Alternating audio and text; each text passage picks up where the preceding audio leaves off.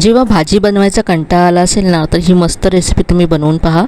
एकाऐवजी 2 चपात्या खाल इतकी मस्त ही रेसिपी होते. तर यासाठी इथे मी मिरच्या घेतल्यात. पोपटी रंगाच्या ज्या कमी तिखट मिरच्या असतात त्या घ्यायच्यात. यासाठी स्वच्छ धुवून घेतल्यात. आता याचे देठ काढून घ्यायचे आहेत आणि या चिरून घ्यायच्या आहेत. सगळ्या मिरच्यांचे इथे मी देठ काढून घेतलेत. तर याला अशी एक चीर द्यायची आहे. सगळ्या मिरच्या अशा मी चिरून घेतल्यात.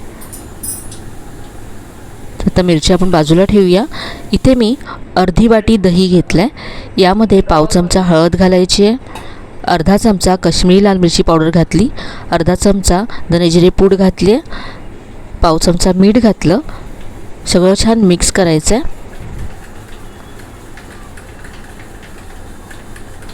तर हे सगळं छान असं मिक्स करून तयार केलं आहे. इथे गॅसवरती मी कढई गरम करत ठेवले. यामध्ये 1 चमचा तेल घालायचं आहे. तेल गरम झालं की अर्धा चमचा मोहरी घातली आहे. मोहरी छान तडतडली की अर्धा चमचा जिरं घालायचं आहे, अर्धा चमचा बडीशेप घातली आहे. 1 मिनटं हे परतून घेतल्यानंतर यामध्ये मिरच्या घालायच्या आहेत आणि मिरच्या आता तेलावरती परतून घ्यायच्या आहेत.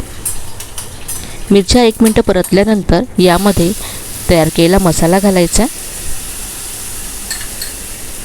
तर वाटीमध्ये 2 चमचे पाणी घालून ते सुद्धा यामध्ये काढून घेतलं आहे मी. सगळं मिक्स करायचं आहे.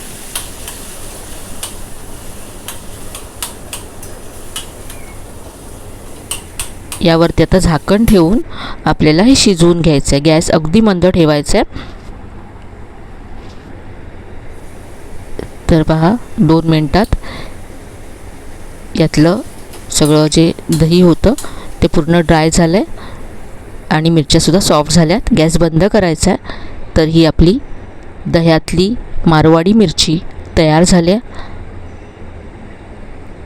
तोंडी लावण्यासाठी किंवा चपातीबरोबर खाण्यासाठी खूप मस्त लागते ही मिरची.